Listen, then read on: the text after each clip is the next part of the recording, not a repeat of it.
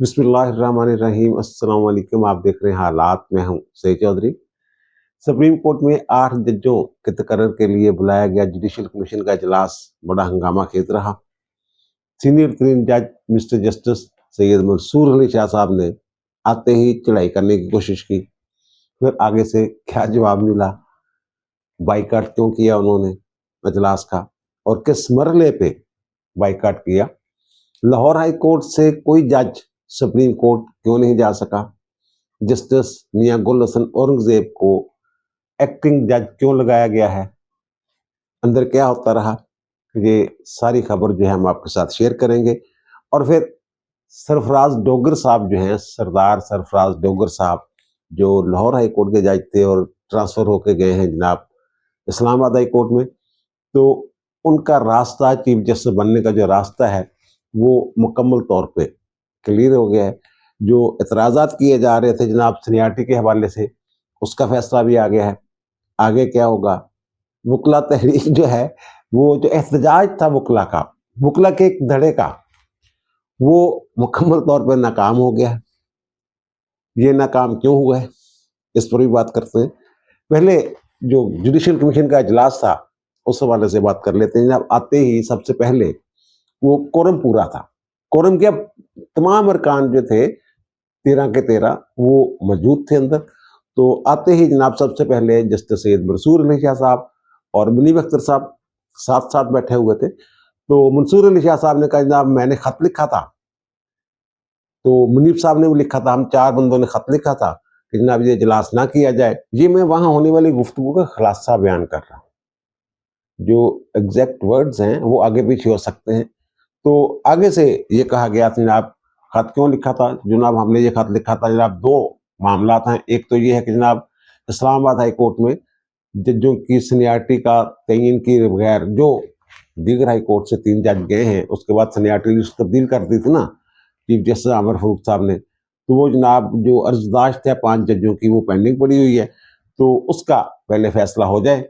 और हमारे ख्याल में जनाब जो ये जज हैं इनको हलफ उठाना चाहिए था वहां जाके, जो दीगर हाई कोर्ट से गए हैं ट्रांसफर होके। तो इनकी जो सीनियरिटी है वो हलफ से उसका जो है वो होना चाहिए। अब तो ये जनाब जो सरफराज डोगर साहब हैं, सीनियर तरीन जज बन गए अमर फरूक के बाद, ये तो फिर जनाब सुप्रीम कोर्ट के लिए भी एलिजिबल हो गए। उस पर मैं पूरा भी लाख किया था, मैंने कहा तो पहले भी एलिजिबल थे। तो बहरहाल ये फिर दूसरा जनाब ये है कि 26वीं आईनी तरमीम जो है जनाब, जब तक उसका फैसला नहीं हो जाता तो उस वक्त तक ये इजलास जो सुप्रीम कोर्ट में नए जज जो हैं उनका तकर्रर नहीं होना चाहिए। अच्छा, जब ये सरफराज डोगर वाली बात हो रही थी ना, तो वहां ये कहा गया आगे से, जहर अजाई अफरीदी साहब ऐड कर रहे थे तो उन्होंने बोलना था ना। तो मेरी इतला के मुताबिक वहां गया गया जनाब, चलो सरदार सरफराज डोगर को सुप्रीम कोर्ट के लिए जो आप कह रहे हैं जनाब अब अहल हो गए हैं, 5 जजों में आ गए, सीनियर 3 जजों में, तो जनाब उनको नहीं कंसिडर करते। वो तो पहले ही प्रोग्राम नहीं था कंसिडर करने का। 26वीं आईनी तरमीम के खिलाफ दरखास्तें जो हैं वो ज़ेर इल्तवा हैं आईनी बेंच के सामने। अगर आईनी बेंच जो है फुल कोर्ट का कह देता है तो फिर ये जो 8 नए जज जाएंगे ये तो खुद 26वीं तरमीम से फ़ायदा उठा के आए होंगे, बेनिफिशरी होंगे। तो फिर जनाब ये फुल कोर्ट में कैसे बैठेंगे। वैसे सोचने वाली बात यह है, मैंने पहले भी अर्ज कर रखा है कि वो आप जो है आप मुतासरा फरीक हैं बरह रास्त, आप अपना केस कैसे सुन सकते हैं। ना मंसूर अली शाह साहब, ना मुनीब अख्तर साहब, ना आयशा मलिक साहब, ना याहिया अफरीदी साहब, फुल कोर्ट में तो आप बैठ ही नहीं सकते अगर बन भी जाती है तो। और दूसरी बात यह है कि जनाब ये तो एक अंदाजे की बात है ना कि आईनी बेंच जो है वो फुल कोर्ट के लिए रिकमेंड कर दे मामला। तो फुल कोर्ट के लिए उन्होंने करना है नहीं करना है क्या, ये कहा गया चीफ जस्टिस की तरफ से मेरी इतला के मुताबिक कि अगर 26वीं आईनी तरमीम का फैसला नहीं होता तो क्या ये सिस्टम जो है ये मुंजमद हो जाएगा, आगे नहीं बढ़ा जाएगा। तो मंसूर अली शाह साहब ने वही बात कि जनाब ये नहीं होना चाहिए जो हो रहा है, 26वीं आईनी तरमीम का फैसला होना चाहिए, ये कमीशन का इजलास नहीं होना चाहिए था। तो खत के बावजूद जनाब ऑनर नहीं किया गया। तो चीफ जस्टिस ने कहा जनाब आपका खत जो है उस हवाले से आपने बात भी कर ली है, पता भी है, तमाम अरकान को वो खत जो है आपका मिल भी चुका हुआ है, तो छोड़े इस बात को। अजलास हो गया हुआ है, अजलास को बुलाया गया, अजलास कैसे मुलतवी किया जा सकता था। फिर पार्लियामेंट की तरफ से जो 4 नुमाइंदे भेजे गए उनमें से अली जफर साहब जो अपोजिशन के नुमाइंदे हैं, उन्होंने कहा जनाब मैंने भी खत लिखा था और मैंने भी अर्ज किया था जनाब जो इस्लामाबाद हाई कोर्ट के जजों की सीनियरिटी का रौला शोला है पहले वो हल हो जाए, और उस अगर ये इजलास बुलाना ज़रूरी है, उनके खत में ये लिखा हुआ था कि अगर इजलास बुलाना ज़रूरी है तो फिर वो वाले लोग जो इस्लामाबाद वाले उनको कंसिडर ना किया जाए। तो उनके जो दूसरे साथी थे बैरिस्टर गौहर साहब, तो उन्होंने कहा कि जनाब मैं एंडोर्स करता हूँ जो अली जफर साहब कह रहे हैं, वो समझ रहे हैं हम दो बंदों ने खत लिखा है। तो चीफ ने कहा जनाब इस पे वोटिंग करवा लेते हैं जो ये लोग कहते हैं। वोटिंग हुई तो जनाब फिर वो 9-4 से इनकी जो तजवीज़ थी इजलास मौखर करने की या मुलतवी करने की, वो इनकी तजवीज़ वो मुस्तरद कर दी गई। तो उसके बाद जनाब ये कहते फिर हमारा यहाँ बैठने का फ़ायदा ही कोई नहीं, अगर आप लोगों ने ये फैसला कर लिया हुआ है तो ठीक है जैसे जानते पे आए हैं। ये उठ के आ गए जनाब मंसूर अली शाह साहब और मुनीर अख्तर साहब। अली जफर साहब जो है वो बैठे रहे, क्योंकि अली जफर साहब का ये कहना था कि जनाब अगर सरदार जो सरफराज डोगर साहब हैं जो लाहौर हाई कोर्ट से गए इस्लामाबाद हाई कोर्ट में और सीनियर तरीन जज बन गए हो गए, तो अगर उनको कंसिडर नहीं किया जा रहा तो फिर अजलास कंटिन्यू होना चाहिए। तो वो फिर जो बैरिस्टर गौहर साहब हैं उन्होंने जनाब उनको ऐसे न कंधे के हाथ लगा के चलो जी उठो। फिर खैर उनको ले आए बाहर, वो भी आ गए बाहर, और बाहर आके उन्होंने मीडिया टॉक भी की, बताया जनाब ये हमारी बात नहीं मानी गई और इजलास जो है हम तो उठ के आ गए, इजलास जारी है। अब इजलास में जनाब ये नाम कंसिडर होना शुरू हो गए कि ना फलां को फलां को फलां को। ये पहले तो ये देखिए जनाब 8 जजों के लिए, ये 8 जजों के तकर्रर के लिए इजलास बुलाया गया था, लेकिन 6 लोगों का जो है वो सुप्रीम कोर्ट में जो नामजदगी है वो हुई है। एक तो है जनाब जो हाशिम खान काकड़ साहब हैं, ये चीफ जस्टिस हैं बलूचिस्तान हाई कोर्ट के, और उसके बाद जनाब जस्टिस मोहम्मद शफी सिद्दीकी साहब, ये सिंध हाई कोर्ट के चीफ जस्टिस हैं। फिर सलाहुद्दीन पनहवर साहब, फिर शकील अहमद साहब पेशावर हाई कोर्ट के, और फिर पेशावर हाई कोर्ट के ही चीफ जस्टिस जो है जनाब इश्तियाक इब्राहिम साहब वो, और इस्लामाबाद हाई कोर्ट के मिस्टर जस्टिस आमिर फारूक साहब। इनमें से 5 जज साहबान पर मुकम्मल इत्तेफाक पाया गया जुडिशल कमीशन का। लेकिन जस्टिस आमिर फारूक साहब का जब मामला ज़ेरे गौर आया तो 2 लोगों ने उस पर एतराज़ किया। उनकी शख्सियत पे एतराज़ नहीं किया किसी ने, वो एतराज़ किया जनाब जमाल खान मद्दोखिल साहब ने, मिस्टर जस्टिस ने, और जो पाकिस्तान बार काउंसिल के नुमाइंदे हैं अख्तर हुसैन साहब, उन्होंने ये एतराज़ किया। उन्होंने जनाब ये ज़रा फंडा पड़ गया हुआ है, सरफराज डोगर साहब वहाँ आए हैं, सीनियरिटी का मसला है, तो कल को सीनियरिटी वाला जो मामला है उसका कोई फैसला हो जाता है तो फिर अगर आमिर फारूक को हम सुप्रीम कोर्ट ले आए तो पीछे सीनियरिटी का फंडा पड़ जाए तो फिर ये मुनासिब नहीं होगा कि जनाब सरफराज डोगर साहब जो हैं वो चीफ जस्टिस के लिए कंसिडर हो रहे होंगे कल को, तो ये इसलिए इस मामले को थोड़ी देर के लिए मौखर कर दिया जाए, आमिर फारूक साहब को सुप्रीम कोर्ट में ना लाया जाए। जब तक इस्लामाबाद हाई कोर्ट में इस इशू का फैसला नहीं हो जाता तब तक आमिर फारूक साहब को वहाँ चीफ जस्टिस के तौर पर काम करने दिया जाए। इन दोनों का ये ख्याल था, मिस्टर जस्टिस जमाल खान मद्दोखिल और अख्तर हुसैन साहब का। तो उसके बाद लेकिन अक्सरियत जो थी वो दूसरी तरफ थी। इवन ये कि चीफ जस्टिस ने भी आमिर फारूक के हक में वोट दिया, या अफरीदी साहब ने, तो पोजीशन बन गई 2-7 की। तो 7 अरकान अगर एक तरफ हों 13 में से, टोटल 13 है ना, तो फिर वो जो है फैसला वो वही समझा जाता है 7 अरकान करते हैं। तो बहरहाल उन्होंने फिर आमिर फारूक साहब को ओके कर दिया। उसके बाद जनाब आ गया मामला लाहौर हाई कोर्ट का। लाहौर हाई कोर्ट में जनाब पहले ही ये इत्तेफाक हो गया कमीशन के अरकान के दरमियान, 9 अरकान के दरमियान, कि आलिया नीलम साहबा जो हैं इन्हें अभी chief justice Lahore high court के तौर पे काम करने दिया जाए, इन्हें सुप्रीम कोर्ट नहीं लाना। इसके बाद वाले जजेस हैं जनाब 4 जज, उनको ज़रा देखते हैं, उन पे गौर करते हैं। अब दिलचस्प बात यह है कि जनाब उनके बाद जो 2 नाम आते हैं वो जनाब शुजात अली खान साहब और अली बाकर नजफी साहब, उनके नाम आ गए जनाब। अब दिलचस्प बात यह है कि जनाब ये दोनों नाम 2 मरतबा जुडिशल कमीशन से मुस्तरद हो चुके हुए हैं। तो वहाँ जनाब हमारे जो वज़ीर कानून हैं आज़मगीर तारड़ साहब और जो हमारे अटॉर्नी जनरल साहब हैं मंसूर रवान साहब, उन्होंने कहा जनाब इन पे दोबारा गौर होना चाहिए। इन दोनों में जो माजी में हो चुका है ना, वो सुनी सुनाई बातें हैं, कौन सा किसी ने देखा है, किसी ने कहते किसी ढिड च वड़ के देखे होंदा, दिलों दराज ते अल्लाह ही जानदा, ते इत्थों से अंदाजा नहीं ला सकते, तो तुसीं इहनूं कंसीडर करो। लेकिन वहां दीगर जो अरकान थे ना, उन्होंने मुखालफत की। उनके जनाब ये जो पिछले मीटिंग में निकलवा लें, जब लाहौर हाई कोर्ट में चीफ जस्टिस का तकर्रर होना था, जब आलिया नीलम साहब आई, उस वक्त भी ये लोग कंसिडर हुए थे। और जब उससे पहले सुप्रीम कोर्ट में लाहौर हाई कोर्ट से जजों ने जाना था, तो उस वक्त भी इनका जायजा लिया गया था, दोनों मरतबा। अब उस वक्त जस्टिस काजी फायज ईसा साहब थे। एक जज के बारे में तो उन्होंने ये भी कहा था कि जनाब ये तो मिसकंडक्ट है, ये तो जज ही नहीं रह सकता ये आदमी। और फिर उन्होंने कहा कि चलो बहरहाल ये जो जुडिशियल कमीशन है ये फोरम नहीं है कार्रवाई का किसी जज के खिलाफ, वो तो सुप्रीम जुडिशियल काउंसिल का मामला है। तो उन्होंने जो कहा था, आपको याद होगा कि जब 2024 के इलेक्शन हो रहे थे ना, तो अली बाकर नजफी साहब ने जो रिटर्निंग ऑफिसर्स थे पूरे पाकिस्तान के, उनके नोटिफिकेशन जो थे ना वो मुअत्तल कर दिए थे। तो उसके बाद ये मामला सुप्रीम कोर्ट में गया, इन्होंने हुक्म, वो तो इलेक्शन ही जो है वो इल्तवा में डाल दिया था इन्होंने ये फैसला करके। जब मामला ऊपर गया तो जनाब फिर उस वक्त भी उन्होंने कहा जनाब क्या ये जज साहब जो है लाहौर हाई कोर्ट के, इनको इतना नहीं पता कि सुप्रीम कोर्ट ने ऑर्डर दिया है इलेक्शन का कि जनाब इलेक्शन करवाए जाएं।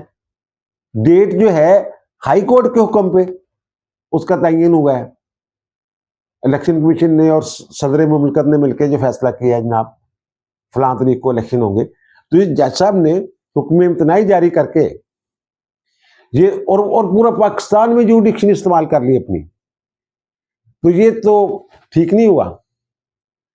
तो फिर जनाब वो वाला जो पुराना रिकॉर्ड था वो देखा गया, बस ठीक है जी। अच्छा, अब आ जाएंगे आप दूसरे साहब की तरफ। तो उनपे भी मुख्तलिफ किस्म के, आपको याद होगा कि जब ये जिमनी इलेक्शन हुए थे डस्का में, जो प्रिसाइडिंग ऑफिसर थे मुख्तलिफ पोलिंग स्टेशनों के, वो जनाब गायब हो गए थे, धुंध में गुम गए थे। और फिर रिजल्ट जो है वो तब्दील किया गया था, वहां फिर नए सिरे से इलेक्शन का जो था वो ऐलान किया गया था। वो जो इलेक्शन था, वो जो पोलिंग शोलिंग थी वो कलदम कर दी गई थी। और वो जो लोग थे, इंक्वायरी की उसने इलेक्शन कमीशन ने, और इलेक्शन कमीशन ने उन लोगों के खिलाफ कार्रवाई शुरू कर दी जनाब मिसकंडक्ट के इल्जाम में जो भी है। तो जनाब ये मामला जो है जी लाहौर हाई कोर्ट में चैलेंज हो गया, और उस वक्त जस्टिस शुजात अली खान साहब के पास ये केस लगा, इन्होंने हुक्म इम्तनाई जारी कर दिया। जनाब इलेक्शन कमीशन के पास तो ये इख्तियार ही नहीं है, और हुक्म इम्तनाई जारी करने के बाद छुट्टियों पे चले गए, यानी मामला लटक गया। इस हवाले से भी बहुत सारी बातें हुई, बहुत सारे तफजात हैं। ये 2-3-4 मामला ऐसे मिल मिला के ना 2 इजलासों में जुडिशियल कमीशन के इन दोनों लोगों को वो कहा गया कि जनाब भाई साहब ना आप सुप्रीम कोर्ट आ सकते हैं और ना ही chief justice Lahore high court. इसलिए आलिया नीलम साहबा को लाया गया था, इनसे जूनियर थी। तो फिर ये 6 जजों का जब हो गया फाइनल, और लाहौर हाई कोर्ट वाला जब रौला शोला पड़ गया, तो चीफ जस्टिस ने कहा चलो ये इस मामले को रोको, इस पे वोटिंग शोटिंग ना करवाओ अभी, तो ये कर लेते हैं कि जनाब इस मामले को वो जरा हो गया ना, 2 अटॉर्नी जनरल और वजीर कानून तो इनके साथ बैठ मिल गए जाके, अली बाकर नजफी और शुजात अली खान साहब के साथ। तो फिर चीफ जस्टिस ने कहा कि जनाब इसको छोड़े, इसको जो लाहौर हाई कोर्ट से जज लाने ना सुप्रीम कोर्ट में, इसको जरा मौखर कर देते, फिर इसको देखेंगे। तो 6 हो गए, चलो एक जज मुझे और चाहिए। तो उन्होंने कहा कि जनाब चलो ये जो खाली नशिस्तें हैं इसमें आइन के आर्टिकल 181 के तहत वो किसी भी हाई कोर्ट से किसी जज को सुप्रीम कोर्ट में आर्जी जज जो है वो तैनात किया जाता है, उसको कायम मकाम जज कहते हैं। तो उन्होंने जनाब मियाँ गुल हसन औरंगजेब साहब जो हैं, वो जो जज हैं इस्लामाबाद हाई कोर्ट के, तो उनको न लगा दिया जाए। तो सबने कहा ठीक है जनाब, ओके, हमें क्या एतराज़ हो सकता है। तो अब जो है इनको एक्टिंग जज के तौर पे मियाँ गुल हसन औरंगजेब साहब को, वैसे आइन में तो जो लिखा हुआ है कि जनाब उस वक्त तक ये काम करते रहेंगे एक्टिंग जज के तौर पे सुप्रीम कोर्ट में, जब तक इनका जो नोटिफिकेशन है वो मनसूख नहीं हो जाता, यानी टिल फर्दर ऑर्डर वो काम करना होता है। लेकिन वहां ये पता चला है कि उन्हें ये अजलास में ये तय किया गया कि 1 साल के लिए कम से कम जो ना वो केस बड़े पड़े हुए हैं जनाब, तो ज़ाहिर है नशिस्तें भी इतनी खाली पड़ी हुई हैं। तो 34 नशिस्तें हैं ना, अभी 24 जो हैं ये फिल हुई हैं, ये 16 पहले और 6 ये 22 नशिस्तें अभी तक फेल हुई है सिर्फ। तो ये जनाब एक जज साहब जो है, और चले जाए 2 अढाक जज पहले ही काम कर रहे हैं, तो वो तो अलग बेंच ही उनका अलग है ना। ये जो एक्टिंग जज होता है ये, इसको वो उसी तरह काम करता है जैसे हाई कोर्ट के, सॉरी, सुप्रीम कोर्ट के दीगर जज जो हैं वही इख्तियारात जो हैं वो इस्तेमाल करते हैं। ढाक जजों के इख्तियारात का कोई मामला थोड़ा सा अलग है। तो ये जनाब आप फिर इसलिए फिर गुलदस्ता औरंगजेब साहब का कुर्रा निकला है। तो मैंने ये पता किया कि जनाब क्या उनसे रजामंदी ली गई, कॉन्सेंट ली गई, तो पता ये चला कि उनसे कॉन्सेंट नहीं ली गई थी। और वो कहते हैं जनाब ये इस काम के लिए कॉन्सेंट लेना जरूरी नहीं है। अब अगर वो इनकार कर दें तो क्या वो रिटायर हो जाएंगे अपने ओहदे से? जैसे कि मुस्तकिल जज के लिए अगर किसी को दावत दी जाती है, बुलाया जाता है सुप्रीम कोर्ट में, और वो जज इनकार कर दे, हाई कोर्ट का जज, तो फिर वो रिटायर्ड तस्वर किया जाता है। रिटायर्ड में तस्वर होता है, जैसे कि अमीरुल मुल्क मैंगल साहब का एक हवाला हमारे पास मौजूद है। तो फिर मुझे ये कहा गया नहीं, अगर कोई एक्टिंग जज के तौर पे किसी की तैनाती की सिफारिश होती है तो वो इनकार कर सकते हैं। जैसे सिंध हाई कोर्ट के चीफ जस्टिस थे अहमद अली शेख साहब, उनको उनकी एक्टिंग जज के तौर पे जो थी वो अपॉइंटमेंट के लिए रिकमेंड किया था जुडिशल कमीशन ने, लेकिन वो नहीं आए थे, उन्होंने इनकार कर दिया था और कंटिन्यू किया था। यानी उनको मजबूर नहीं किया जा सकता। यानी गुलदस्ता औरंगजेब साहब जो है उनकी मर्जी है कि वो जाएं और उनकी मर्जी है कि वो ना जाएं।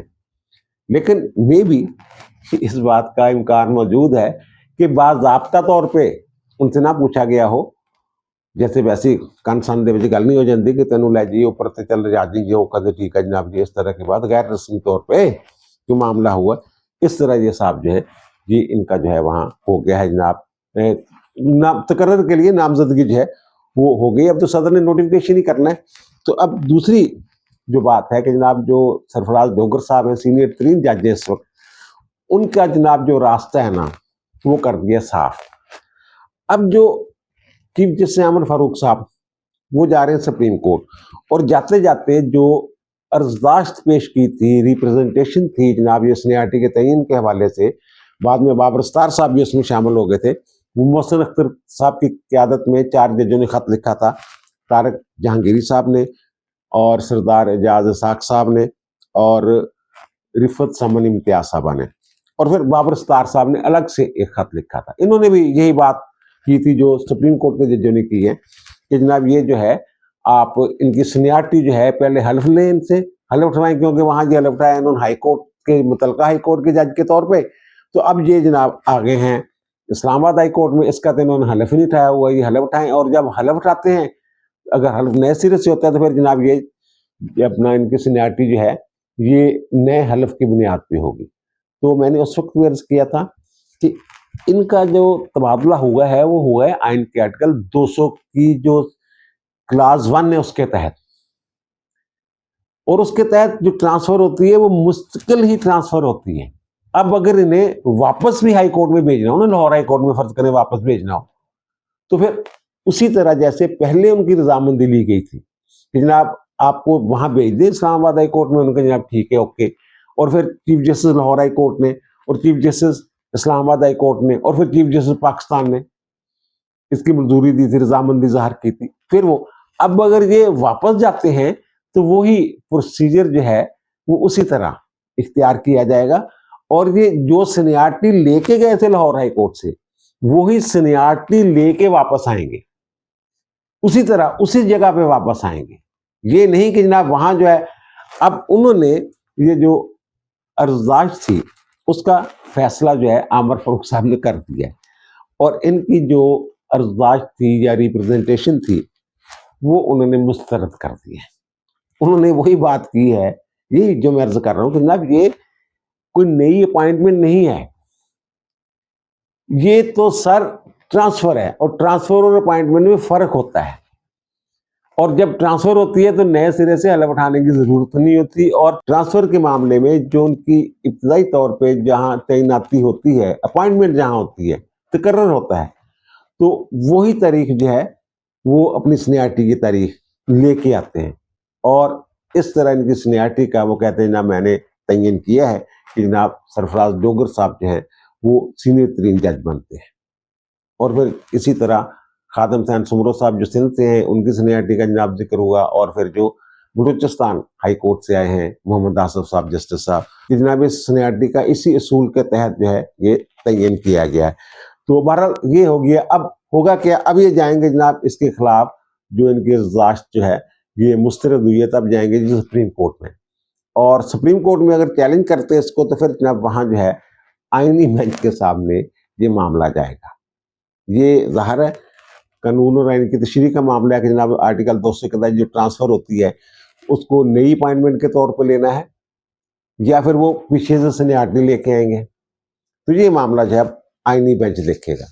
और फिर वकला की तहरीक थी जनाब, वकला ने एहतजाज का ऐलान कर रखा था, वकील को निकले कोई नहीं, कोई तरह बस पीटीआई वाले जेडे सी वही आए थे जनाब, कराची से बंदे आ रहे हैं और पता नहीं खैबर से आ रहे हैं, कहाँ से आ रहे हैं कहाँ से नहीं आ रहे। कल भी मैंने जिक्र किया था, बताया था जनाब कि 6 जो बारे हैं उन्होंने तो जनाब ये जो एहतजाज कर रहे थे इसकी जो काल है इसको मुस्तरद कर दिया, बल्कि मजम्मत की।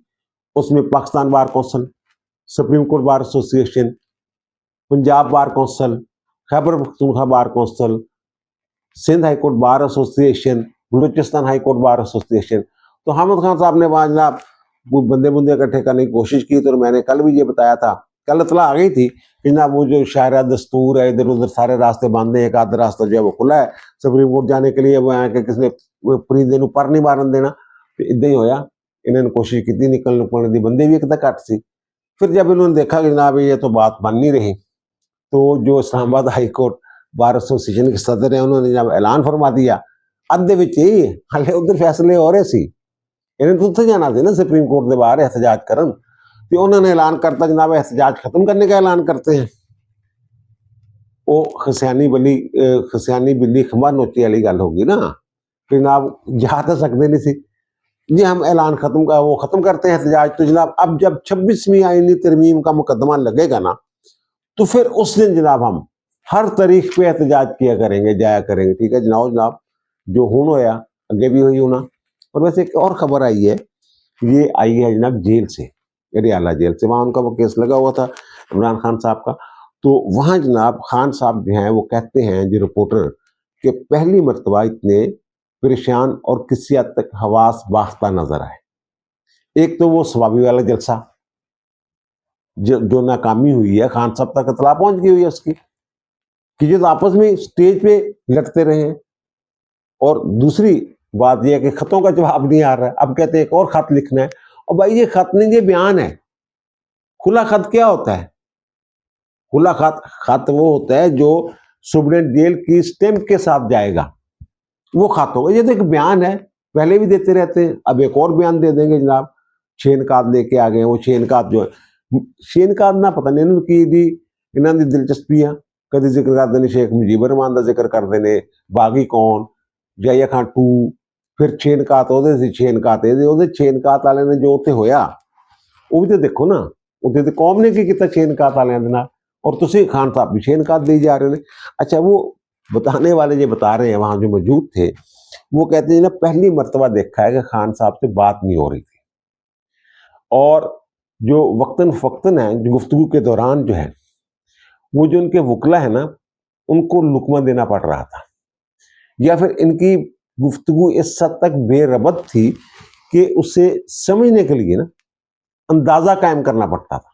खान साहब ने जो गुफ्तगू फरमाई है, खत के हवाले से बात की है ना, मैं और खत लिख रहा हूँ, और पता नहीं कि फिर उनकी जो हमशीरा हैं उन्होंने भी साफियों के साथ बाहर आकर ये बात की है, मीडिया के साथ उन्होंने भी ये बयान दिया कि जनाब इमरान खान साहब एक और ख़त लिख रहे हैं, और या अफरीदी साहब को भी खत लिखे थे। बहरहाल ये सारी जो तहरीक है वकला की ये भी गई, और जो ये इनके एतराज़ात थे 26वीं आईनी तरमीम के मंसूर अली शाह साहब के। अच्छा, ये मामला ये है ना, जो आमर फारूक साहब हैं chief justice Islamabad high court, उन्होंने पहले तो इंतजामी कमेटी भी बदल दी थी, उसमें से जो मोहसिन कैनी साहब को निकाल दिया था और गुलहसन औरंगजेब साहब को निकाल दिया था, और वो उनको शामिल कर लिया था सरफराज डोगर साहब को, और उनके साथ शामिल कर लिया था वो खादम हुसैन सुमरो साहब को। तो फिर अब एक और कमेटी थी जिसमें वो हमारे बाबर सत्तार साहब और एजाज साहब खान साहब सरदार साहब जो हैं वो मेंबर थे, वो जो कानूनी अमूर को देखने वाली जो कमेटी है, निगरान जज कह लें आप, जो भी उसका नाम दिया जाए, तो वो जनाब उन्होंने वो कमेटी जो है वो भी तब्दील कर दी। अब जनाब उसमें जो है ये जो जूनियर जज हैं, यानी कि जूनियर जज भी किस नंबर पे जनाब, ये आखिरी नंबर पे जज हैं, ये अनाम अमीन मनाज साहब। इनको जनाब अब जो उन्होंने उस कमेटी के उनकी जगह, यानी वो जितने भी कांटे छांटे रास्ते में आने थे उनके रास्ते में, सरदार सरफराज लोगर के, वो सारे कांटे उन्होंने चुन लिए। अब वो जो कहते थे ना जनाब, ये पहले सीनियरिटी का फैसला हो जाए, फिर ये जनाब पता चले जनाब चीफ जस्टिस कौन होगा और सुप्रीम कोर्ट में कैसे जाना, वो फैसला हो गया। अब तो ये बहाना भी नहीं रह गया, फिर चैलेंज करें उसको, जो भी आपने करना है, ये बहाना भी खत्म हो गया। और भाई मेरे, जब आप ट्रेड यूनियन की तरह काम करेंगे ना, फिर दूसरी तरफ से आप किसी नरमी या फिर पुरानी दोस्तियां या फिर किसी और चीज का जो है ना, वो उसकी तवक्को ना करें किसी और चीज की। तो अगर आप ऐसा करेंगे तो ऐसा ही जवाब मिलेगा आपको। अब दीजिए मुझे इजाजत, दोबारा मुलाकात होगी नए इलाके के साथ। अल्लाह ताला आप पर, मुझ पर, हम सब पर मेहरबान रहे। अल्लाह हाफिज।